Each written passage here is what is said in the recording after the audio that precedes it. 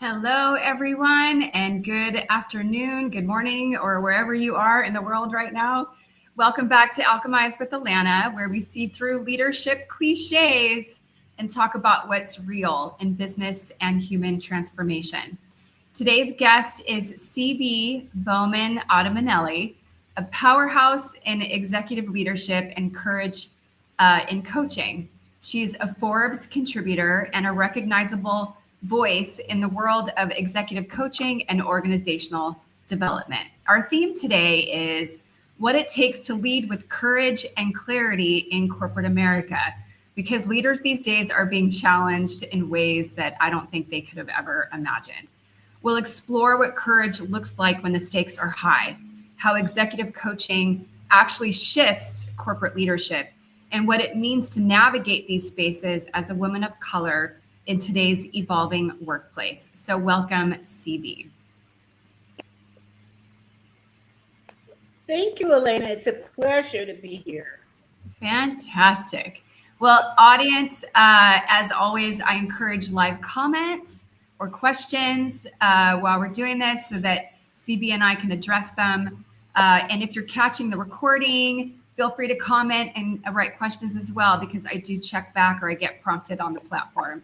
So before we dive in, I always love to ask the audience a question. And that is, what does courage look like in your workday? Does it look like speaking up? Is it making some kind of difficult or big, bold decision? Is it saying no? Or sometimes it's even just asking for help. Drop it in the chat and you might be surprised how many people can relate. So, CB, here are some questions for you. Strategic courage. When people hear that, they might think of taking bold risks, but what does it really mean in the day-to-day decisions of a corporate leader? You know, oftentimes we think about, and I'm going to get to your answer, your question. We think about courage as something that is massive, like running into a burning building to save a child, or jumping into a pool when you can't swim to save a dog. And that is courage. However, what I talk about in my book, Courage to Leap and Lead, is steps that you can take, 7 steps that you can take to lead to being courageous. Whether it is going to the meeting when you don't feel good, whether it's confronting somebody, whether it's starting a new product or service, or restarting a product or service that failed once. It is stepping out of the quagmire.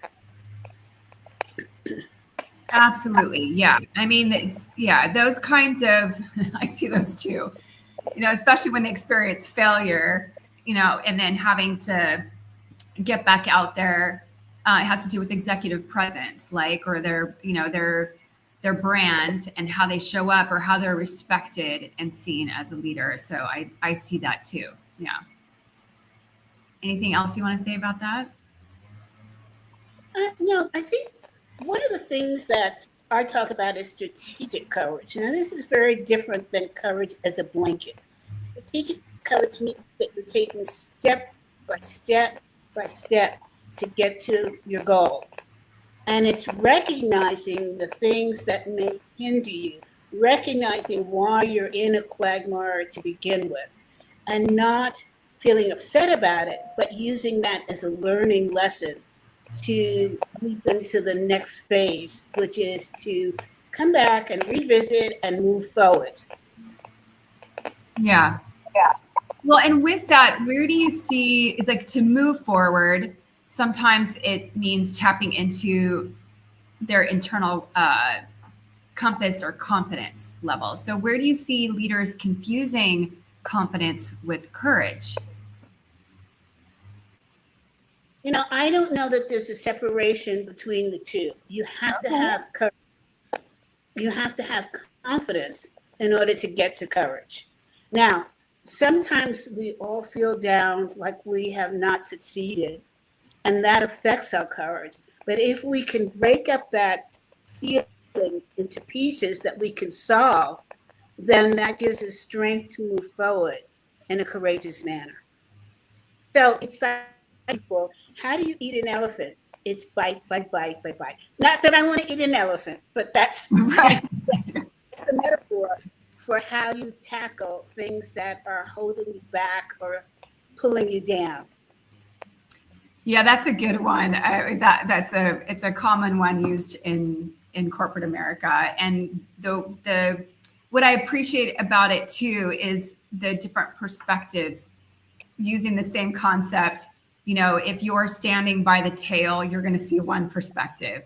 If you're standing in front of the elephant by the trunk, you're going to see another. And so, yeah. So although it's, you know, tackling things piece by piece, bite by bite, it's also, you know, connecting with what is your perspective and what value or contribution can you bring in that moment, which might then contribute to courage. And, you know, this looking at distinction. Yeah, go ahead. Yeah, I want to build on what you said, because that was a perfect metaphor, is taking that elephant and walking around it, not just looking at it from the front or the back, and seeing what does it encompass. Because if you only look at it from one view, you'll only get the same answer. And exactly. I remember when I took this training, what they made us do is to look at a container and ask the person in front of us, what do they see? Mm-hmm. And then we had to respond, no, that's not what this jar says. It says something completely different. You are wrong. Well, the person was right. You just had to turn the jar around. Right. Yeah. Well, and this is where, God, we could go down that whole rabbit hole. You know, this is where people get into unnecessary conflicts or misinterpretation because they don't realize there's what they don't know, and they have a limited purview. But yeah, that is a definite occurrence that happens often and can cause other impact, if you will. I love what you just said. People don't know what they don't know. And one of the things I advise people to have, regardless of what their position is to have their own personal board of directors. A board of directors, each person you have communicated with, to share with them your style and the way that you appreciate feedback. Because there's different ways. You know, I'm highly introverted. So if somebody that comes at me yelling and screaming, you did this wrong or you did this right, I'm not, it's totally blank. I won't hear it. But if somebody comes at me and says, you know, I think you did a great job. However, I might have thought about doing it this way. And here's why. Well, that opens up the conversation to rich dialogue.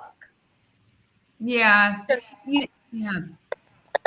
So you have to train your board of directors to let them know, how do you appreciate getting feedback, and to give that feedback in an honest way. That helps you see more of going around the elephant. True. Yeah. And but to the point about, because I'm highly introverted too, although I may not seem like it. When I think about somebody being approached with feedback in that way, I don't know. I don't think it really matters if you're introverted or extroverted.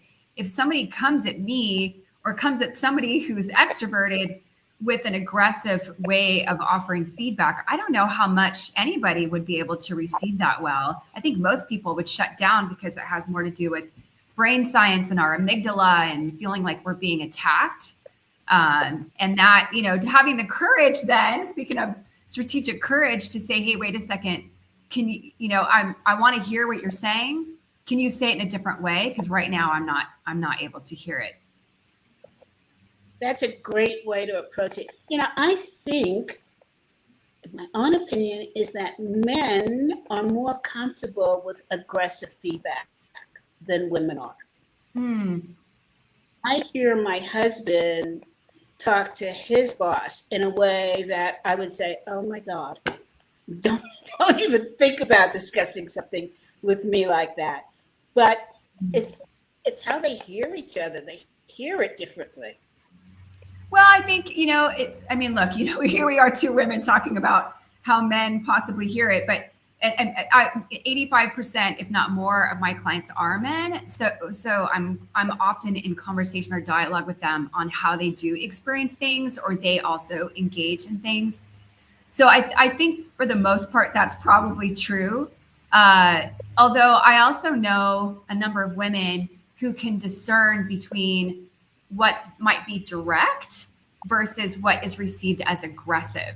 And it's all about language. Like the use of language is super important, in addition to, say, pitch and tone of our voice. So the delivery of it is important too. And that's more like in the realm of communication as a whole.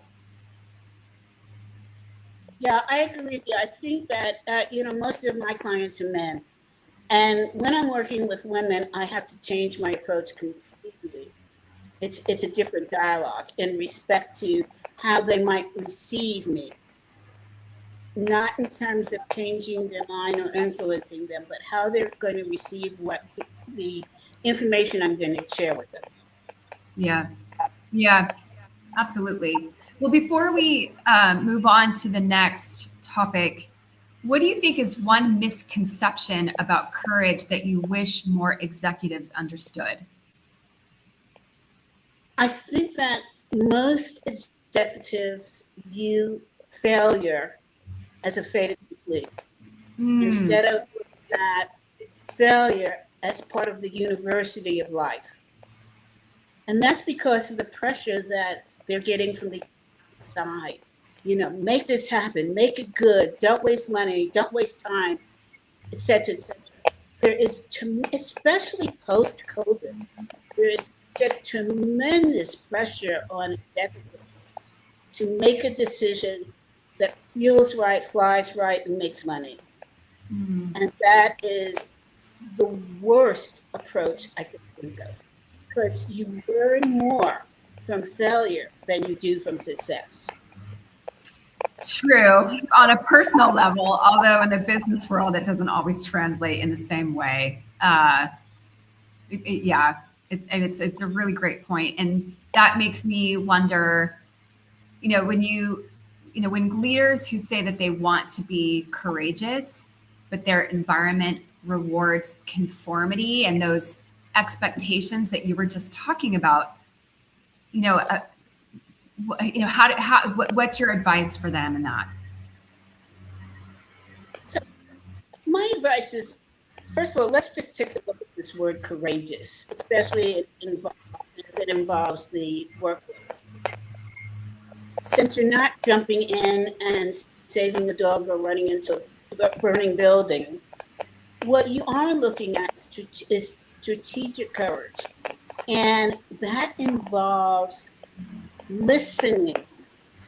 The most important ingredient is having the courage to listen to what's being said.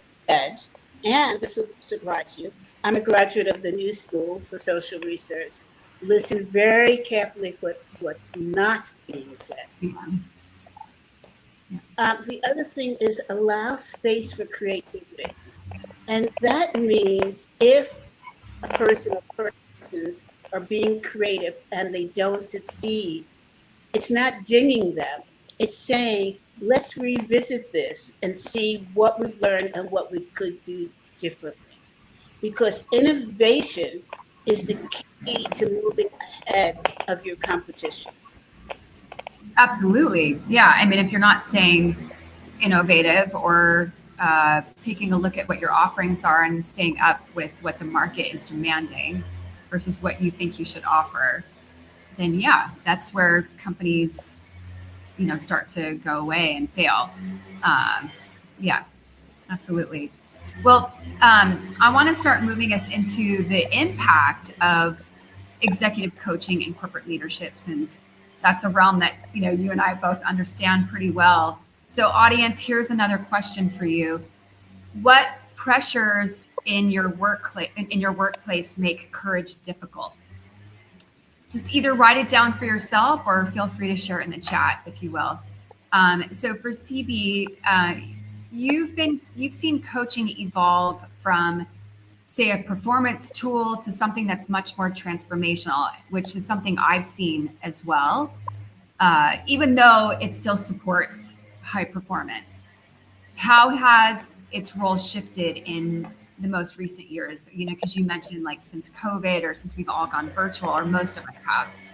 So how have you seen it evolve from performance tool to something more transformational?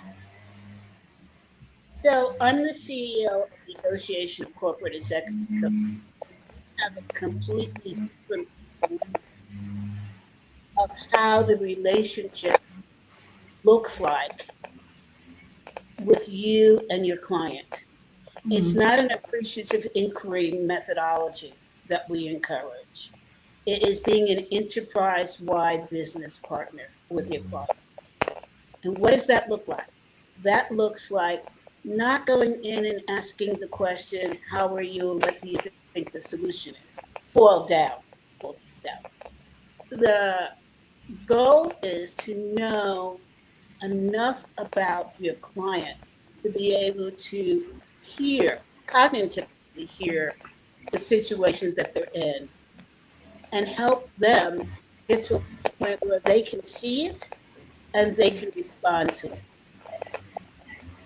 And so that means, for example, if you're going into a corporate environment and you're working with the C-suite, is understanding what their competition looks like, what their employees look like, what are their goals, what are their failures, what has transpired to lead them to this point. And being with them together and identifying solutions. Yeah, this makes me think of a client that I had where he was a sales leader. And there were some complaints about his organization not closing as much business as what was expected in the quarterly goals. And the more I started to ask questions and poke holes into what was occurring, and I said, well, wait a second, at what point in the process are things breaking down, or does it feel like there's an obstacle? And it actually was occurring much earlier in terms of the marketing leads. And I said, so what's going on with that? So, so you guys are expected to take the baton and carry it forward at this point in the juncture, but what's occurring before that? And what I helped him realize is it wasn't a sales problem. It was a marketing problem, because he was telling me all the efforts that the marketing organization were making to generate leads, and he wasn't getting them. But yet they were just merely, the company, the more senior leaders were looking at the numbers coming in and saying, oh, sales is a problem. And so I had to help him then coach him on how he's going to go back and talk with his strategic partners internally on how to have a different conversation to see what else they could uncover and approach it in a different way versus just accepting that the burden is on them. Yes. That was, in fact, being an enterprise-wide business partner. Absolutely. Yeah. That's where I have a lot of fun. I love digging into that kind of stuff with leaders and, operationally or organizationally what's going on. But speaking of coaching. Yes. I just want to add one point. What you just said is very important, because there are a lot of people out there that call themselves coaches. And they may be coaches according to old definitions. But these days, if you walk into a CEO's office or anyone else in the C-suite and you say, so tell me what the problem is and tell me what you feel the solution is, you're going to be shown the door. Because if they knew that, they wouldn't need you. So it's your responsibility to come in with wider eyes, a 360 view, so that you can appropriately support that client. And you just demonstrated it.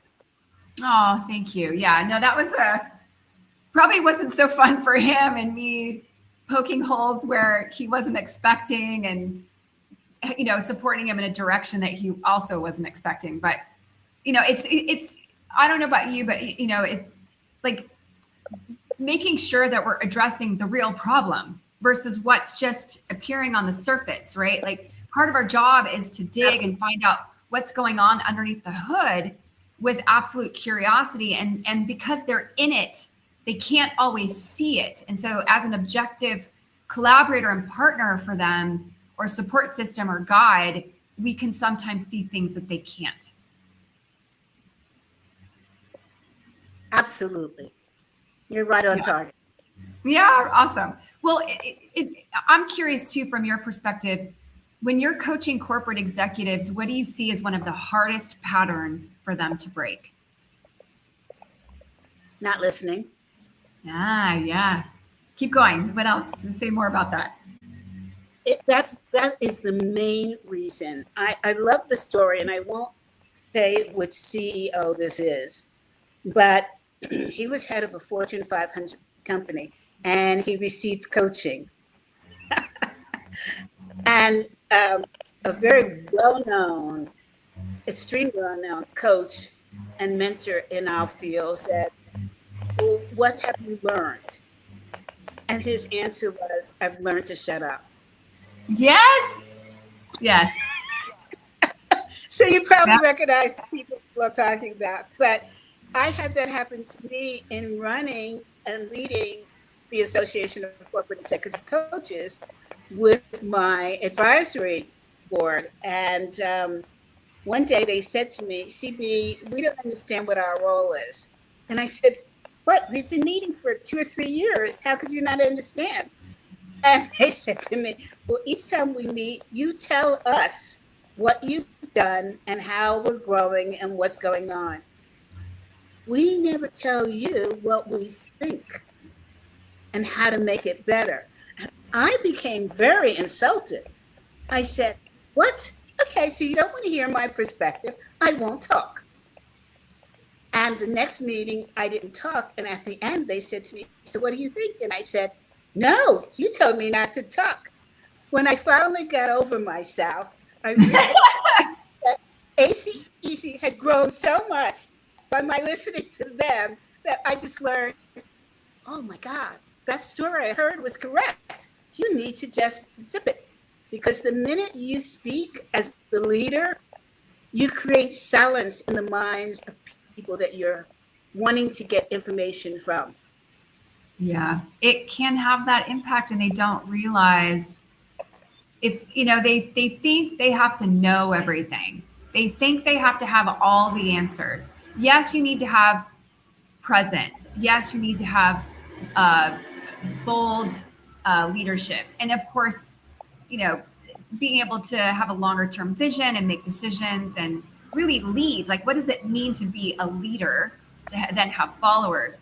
All that to say, when you're in a room, whether it's virtual or in person, what space are you creating for others to show up? Because you're not running the company yourself, right? You're the head of the company. Yeah. You're the top leader, or depending on where you are in the organization. All that to say, there are people that are making things possible and actually doing things in the trenches that you don't even know about. So there's information and knowledge that they don't actually have, and they don't always fully understand that. And there's a reliance on the reporting structure to receive it and get it. And sometimes there's gaps. And that is called a lack of strategic coverage. 100%. Yeah, absolutely. So, there's coaching sometimes is hard to measure in terms of ROI. And oh my gosh, you're going to get me started. Okay. No, I love this. Okay, so what do you think? What's the impact that you've witnessed that can't be measured on a spreadsheet? So, first of all, and the audience is going to kill me, you cannot measure the success of coaching in terms of ROI. You cannot. Yeah. So I'm a marketing person. I come out of classical marketing for Fortune 500 companies. We understand what an ROI is. As a coach, you have too many interferences to be able to measure the result of coaching singly to say that you have improved the ROI of a company. Let's take the example that you just gave. Okay. So you helped a client understand that it was not a sales issue, but a marketing issue. Mm-hmm. Suppose then he goes and he changes the marketing. This is just suppose, marketing campaigns, and they're still not successful. Can you say that you had an ROI impact? No, you can't, because you did not have control over the new marketing campaigns. Right. The only thing that you can say is that you successfully coached this person to open their eyes to the possibilities of marketing being the problem and to visit other types of marketing. So you see that coaching is not a standalone. Something that's measurable through an ROI is a standalone. That's a really great. This price, and as a result, we increased sales. But you would have done nothing else. No marketing changes, nothing. All you did was increase the price. Then you can say that it had, that price increase, an effect on the ROI of your business. Does that? Yeah, I mean, yes, depending on, right, in this particular case, I don't know if raising the price would have helped. I think it probably would have made it worse. No, I'm just saying that's an example. Yeah. Mm-hmm. Yeah, absolutely. No, I appreciate that, because you're right. It's okay. So it's like, oh, there's this new awareness that it's actually the marketing campaign or how marketing is approaching the generation of leads. So then they do a whole new campaign. But then what, like to your point, what if that one doesn't work? But then, there's so many, it's probably so much more complex. What if the people, maybe it's not even a campaign. What if it's the people executing on it, and there's some sort of bottleneck or a performance issue or a supply issue, or who knows? It could be anything. It's just the mere awareness of it. So yeah, it's very difficult. So yeah. So what I say to coaches is ask the client what their return on investment was by hiring you as a coach. That's a different question. Yeah. Then I increase the ROI. Yes. And to ask that at the beginning too, right? Because to set realistic expectations. Yes, you could in fact ask the question. Now, the only thing is, and you just pointed this out with your client, their expectation, his or her expectation could have been that you said to them, well, your sales are the issue. And so what we need to do is experiment with pricing. So asking him at the beginning, him or her at the beginning, what is the issue that they want to solve, which is not enough sales. It turns out that the reason why he hired you specifically was not correct. Because the correct answer was, what's wrong with our marketing that we're not getting the sales? So you can ask the question at the beginning, but then at the end, the summary has to relate back to the original hiring purpose. Does that make sense? Absolutely. And somebody just asked a question about that. They're asking, if ROI isn't the measure of success, what is? And how do leaders reconcile that truth in environments that demand constant, quantifiable results? You have to ask the client. Yeah. What was their return on hiring you? And you could ask them, there's nothing wrong with asking them, can you respond in terms of numbers? Yeah, like what impact would that have? I mean, at this point, at that point too, it probably might feel like you're making it up, but at the same time, who knows if it's also planting seeds? You never know. Yeah, absolutely. And it could be a qualitative or it could have been a quantitative response. Yeah, Both absolutely. are good. Yeah. So in regards to that, if you could redesign how organizations use coaching, what would you change first? Oh, you're going to get me in big trouble.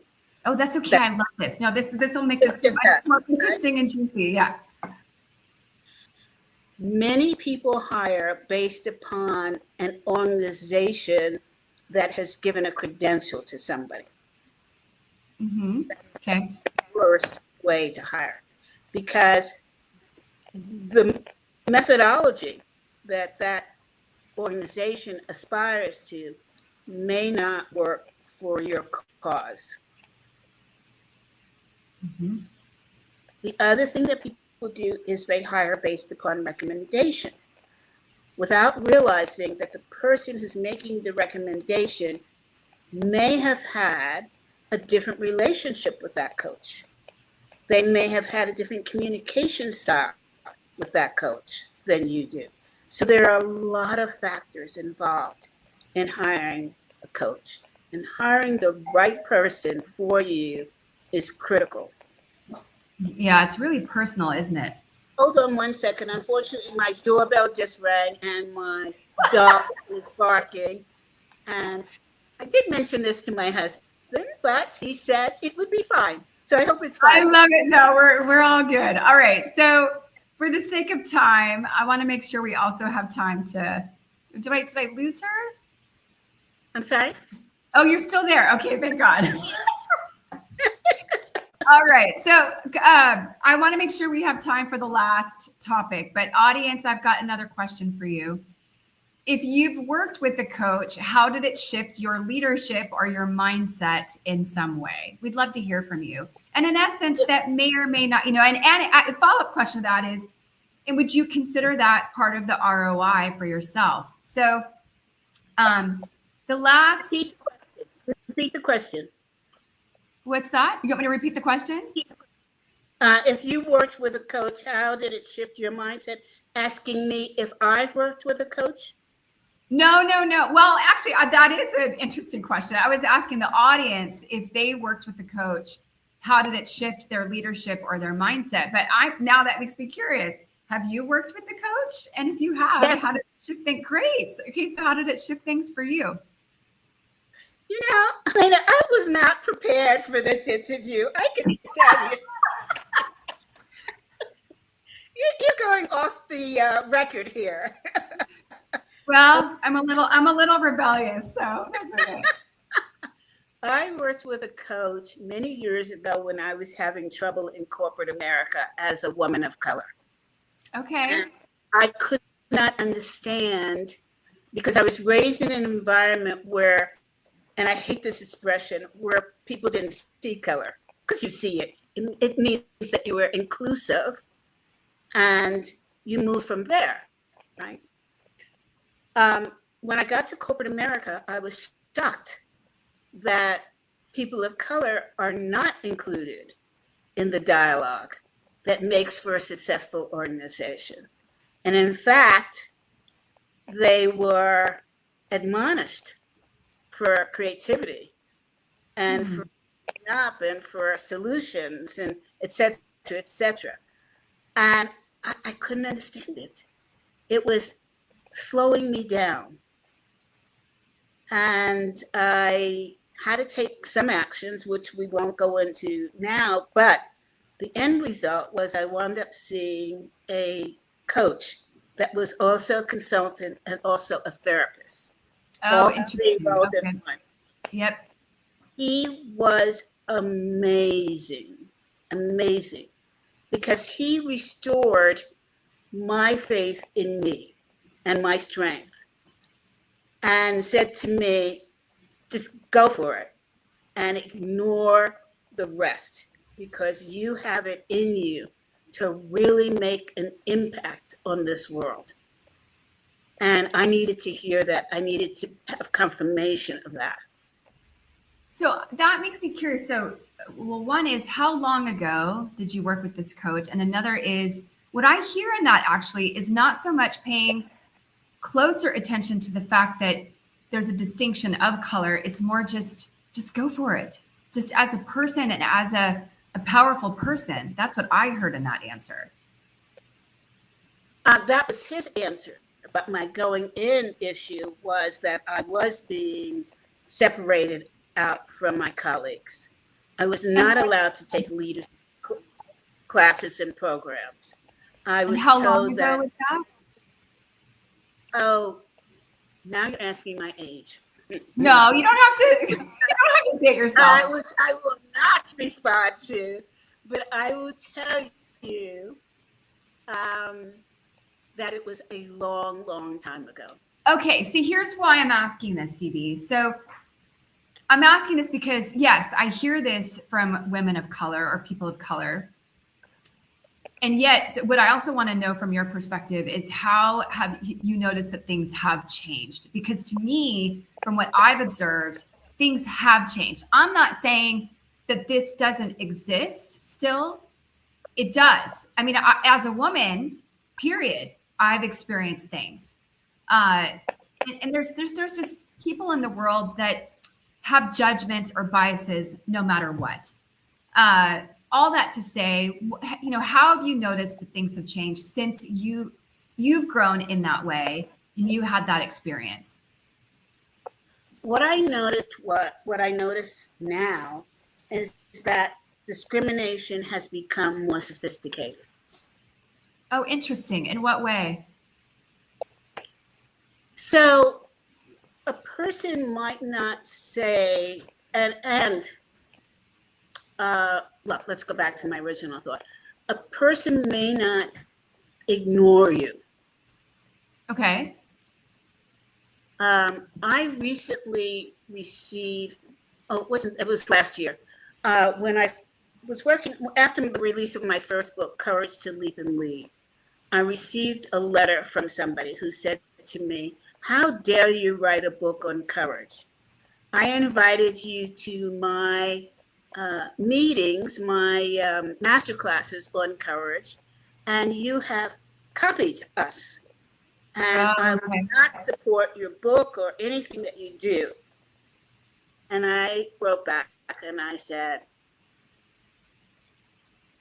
"You don't own the word courage. And if you read the book, it's about the journey I had and how I can share with other people how they can use courage instead of fear." And I said, "And if your hypothesis is correct, then you need to talk to Brene Brown." Yeah. Who came before you. So absolutely. That was a sophisticated source of discrimination. And it's harder to recognize than the old-fashioned way. Yes. And I'm curious how that relates to, maybe it doesn't, but how does that relate to being of color? Yeah. So you're stopping the person of color from their journey. If he had read the book first, he would have realized that he was going over the top and trying to block what I was doing. I'll give you another example that may help you see it better. I belong to a group of people, and we had a WhatsApp. We have a WhatsApp, and I wrote something on it that was personal. It was not private, but it was personal. And this woman wrote to me and said, "I trust that you're new to this channel, and this is not the kind of thing that we do. I hope I'm helping you." 2 months later, she did exactly the same thing. Now, the person who wrote this to me was not a person of color. So you have to look at, in this new sophistication of racism, you have to be sophisticated enough yourself to recognize and ask, where is this going and why is this happening? And what's the comparison, right? So that you have a better understanding of what's going on. And it is harder. What I'm saying, it is harder for somebody who's not of color to understand what I'm saying, and I appreciate that. I think if I explained it in terms of things that might be closer to like yourself, it might relate to your religion and how you're currently being treated, right? And I'm sure that you see certain flaws that are happening that to me I would not understand. And yeah, possibly. And regardless of, say, religion or color or even gender, sometimes I move past that and say, how is this being taken personally? That if none of those were a factor, that's where the real growth can happen. That is where the growth would happen. But it's not, you have to recognize that it is happening. And then you have to evaluate whether the person who's doing this, seeking to grow. Because if they're not, then the question becomes, are you wasting your time? Right. Now, I did have a situation that was similar, and that person, I happened to pick up the phone and say, this was my experience of what you did. And the person was mortified. We became good friends after that because it wasn't what the intent was. And at her position as CEO, she needed to be really careful about making the kinds of assumptions and statements and understanding how that was going to be received by a person of color. So part of your board of directors that we talked about earlier is to have all different kinds of people at all different levels, shades, languages, so that you can hear, they can listen and say, I'm not sure you're correct, or what other way would you approach this? Or do you want to spend your time with this? Or how important is the situation to you? So there are so many aspects that we don't think of in normal daily life. Yeah. There was a company I worked for, and I was part of the sales team. And we had our, a week offsite yearly kickoff in Vegas. And we went to a show that was very entertaining, also a bit racy in terms of the humor. And the MC host was cracking jokes, addressing anything you could possibly imagine. And they were actually able to do it in a way that everybody in the audience at least found funny. Well, one of the channel partners came early that night because they were doing a presentation the next day.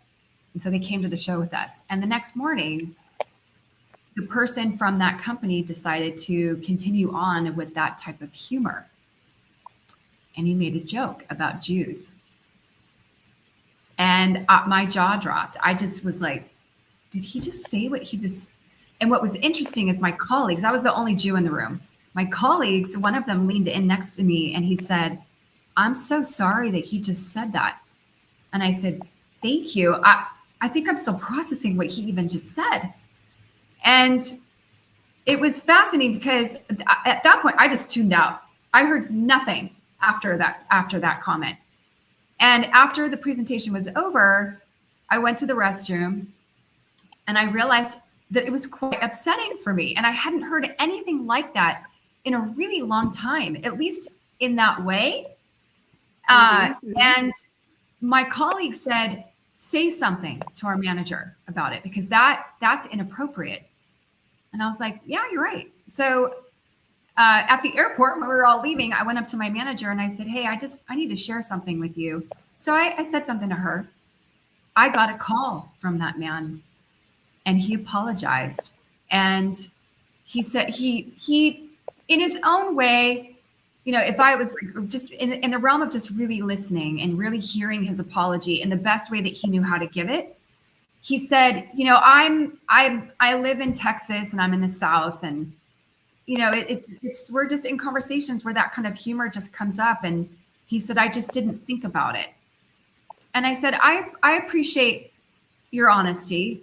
I accept your apology. And if I may, I also want to offer that you just never know who's going to be in the room. And you might want to better assess what you're saying and how you're saying it and who it might impact. Because I don't know, in a different context, maybe I would have found that funny. But in this context, I didn't. So I appreciate your apology and reaching out. And that was a really interesting thing for me. I hadn't had to address anything like that in quite a long time. And I know I've taken this very on a different route. And the last question I want to ask you is... But I just want to say something to you. Kudos to you saying something, because it is so hard. It is so hard. And what makes it even harder is understanding when you should speak up and when you don't speak up. I just want to give a quick example. Yeah. My husband is Italian. When I lived in New Jersey, my neighbors were Italian, and they were so close to me. I mean, I can't even begin to tell you. I was there at Thanksgiving dinners and everything. I wasn't married then. Above her kitchen sink was a statue of Aunt Jemima. Oh, interesting. Now, okay. Should I have said something or not? This woman was older than me, and I decided not to say a word. Because to her, one day we were talking about it just in terms of statues and collecting, to her it represented home, cooking, which she did for her husband all the time, because in the Italian households of that gender, the women did the cooking, right? And cooked damn well, I must say. But that's good, yeah. My husband just taught me how to make sauce. Now I could outdo him. I love it. But yeah, so you have to pick your, I don't want to say battles, but it is an appropriate word. You have to pick when the person who is displaying this doesn't understand and has a completely different perception, as this man did. But in this case, we're talking about somebody who grew up in a generation and in a race that was different. And so why make her feel bad?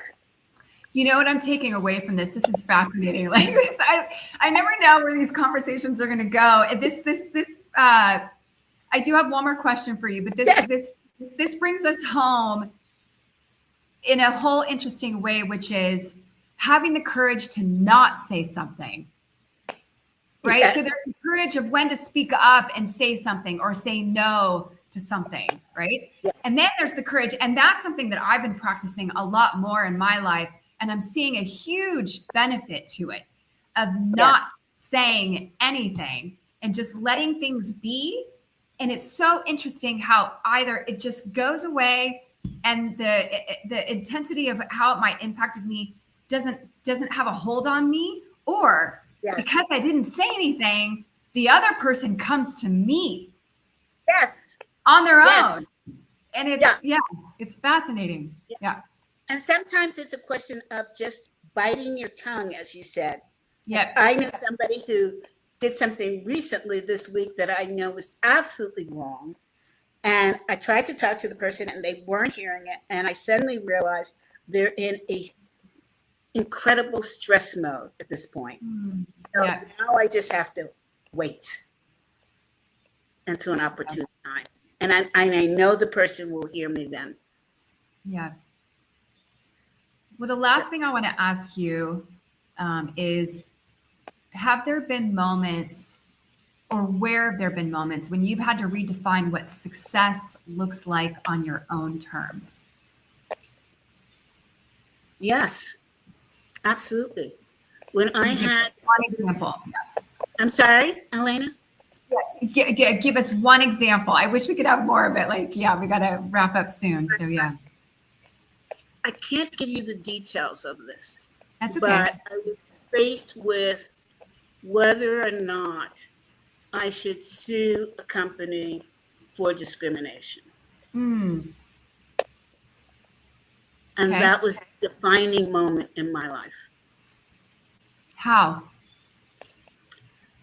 And I'm trying to answer you in the best way I can and still be appropriate. I was shunned by everybody because I was faced with this. My race, other races, I was walking alone. And that was the hardest thing I've ever had to do in my life. I bet. And CB, we're in the realm of coaching, right? And taking what we learned from our life experiences. So how did that provide something valuable for you? I knew even at the time that I was doing the right thing. Okay. For people that would follow me. Yeah. There you go. Yeah. Wow. Interesting. Oh gosh. Okay. This has been a very I wasn't expecting, like we've taken some twists and turns that I wasn't expecting, but I really love what we hit on. The audience, I saw the notes. Yeah. And look, leadership is not about having all the answers. It's about choosing honesty sometimes over comfort. So before we close, what's one question leaders should be asking themselves this week if they want to lead with more courage? What would you say to them? How much do they listen? Okay. Truly listen, not surface listening. Yes. And as I learned at the New School, always ask yourself, what's not being said in the conversation? I love that. That's a good one. Yes. And I also say the answer is the beginning of the question. Thank you for that. That's a great note to end on. So how can people find you? Pretty easy. I'm on LinkedIn under B Bowman-Otomanelli. And I look forward to hearing from everybody. And I have a LinkedIn newsletter that goes out each month. So please subscribe and send me your thoughts on what I'm writing.